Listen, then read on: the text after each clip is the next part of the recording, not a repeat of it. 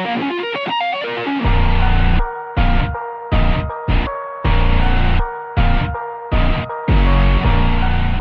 it's me, your boy Blue Gets again, and today I'll be talking about tiers and at least how I define them and how a few people defined them years ago. So, I guess let's get started. What I would consider tier 0 would be like decks that are very unchallenged and completely unfair, kind of like how Pepe were, as well as the tier 0 spirals were. Tier 1 would be like your typical top meta decks, like the top 3 or top 4. Tier 0 decks don't always exist in every meta. Sometimes, like, they just exist in certain metas where they're just completely uncontested. And right now, we don't really have a Tier 0 deck. We just have Tier 1 decks right now. And, I mean, at the very top, at least. And Tier 1.5 decks, they're basically meta as well, but they're not exactly the top percent of the meta decks. And then you have Tier 2 decks, which could compete. They can compete with Tier 1 decks, and clearly they could compete like way above Tier 3 decks.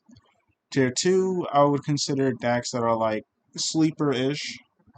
They're like better than casual decks, better than Tier 3, but they're not like able to, I wouldn't say they're able to compete with the meta all that easily.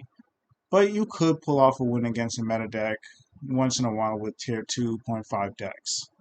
Tier 3, they're just casual. Like, I would consider Tier 3 like Chronomalies, Naturias, Sylvans. Basically, just any random casual deck you can actually play at your locals. And then there's Tier 3.5, which is like worse than casual. It's like this deck desperately needs support, kind of like Aqua Actresses, and I guess Digital Bugs by that extension. And then you have Tier 4, and yeah, that's just not good. Not good at all. Anyways, that's how at least I define the tiers when it comes to Yu-Gi-Oh! Because with the way I now see people define tiers, it's kind of weird. Because like, especially since I saw like Salmon Grace being placed in tier 3 like I think about a year ago, and I was like, there's no way that Salmon Grace are tier 3. Like tier 2.5 or maybe 2, sure, but tier 3, absolutely not.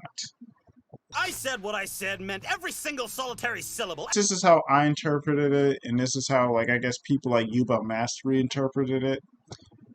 So I just wanted to make this video for extra context whenever I do this series.